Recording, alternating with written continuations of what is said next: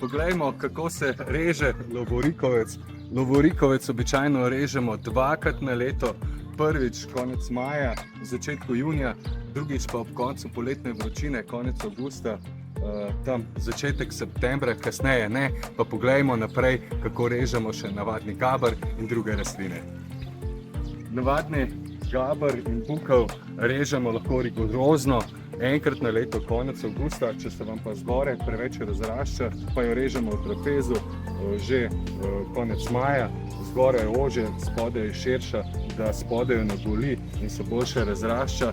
Tudi tiso režemo dvakrat na leto, najboljše v juniju, ko se zaključi prva rast, in potem konec avgusta in v septembru, da jo porežemo še drugič in jo dobro pripravimo na zimo. Takrat poganjki dobro dozorijo in ni škode zaradi zimskega mraza.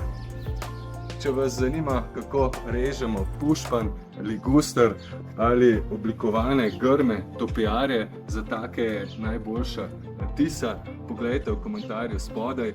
Zagotovo nas lahko tudi vprašate, odgovorili vam bomo kar se da hitro, da boste pravilno in dobro porezali tudi vašo živo mejo. Želim vam vse dobro in škarje v roke, da grmi ne bodo zrasli predaleč.